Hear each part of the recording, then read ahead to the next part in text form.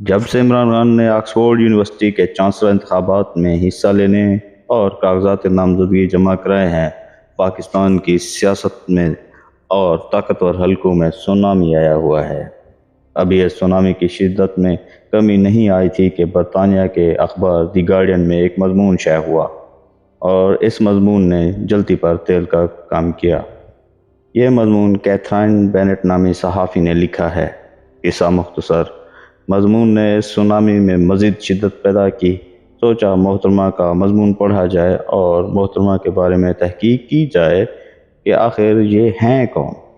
تو پتہ چلا کہ محترمہ ایک امیدوار جو چانسلر کا انتخاب لڑ رہی ہیں، ان کا نام لیڈی ایلش اینجولینی ہے۔ انہوں نے ان کو لابنگ کے لیے ہائر کیا ہے، اور ان کا کام ایک اوپینین پیس لکھنا تھا اس اخبار کے اندر، تاکہ ان کی اچھی رائے قائم ہو سکے۔ مگر مصوفہ کے اندر کسی پاکستانی صحافی کی روح گھس چکی تھی، اور وہ بغض اور ذاتی اناد میں مبتلا تھی۔ ان کا مضمون ان کے چھوٹے پن کی عکاسی کرتا ہے۔ اس مضمون کے اہم نکات اور ان کے جوابات پیش خدمت ہیں۔ کیتھرائن بینٹ نے لکھا کہ عمران خان نے سلمان رشدی ملعون کے ساتھ پروگرام میں شرکت کرنے سے انکار کیا اور اسے گستاخ کہا، تو ایسے آدمی کو آکسفورڈ کا چانسلر بننے کا حق نہیں۔ اس کا جواب یہ ہے کہ آپ کے ممالک یا آپ کے ملک میں ہٹلر اور ہالوکاسٹ پر بات نہیں کر سکتے، کیونکہ اس سے یہودیوں کے جذبات مجروح ہوتے ہیں۔ تو جو سلمان رشدی نے کیا اس سے مسلمانوں کے جذبات مجروح نہیں ہوئے؟ وہاں آپ کے اظہار رائے کی آزادی بند ہو جاتی ہے، مگر حرمت رسول پر آپ کو اظہار آزادی کی یاد آ جاتی ہے۔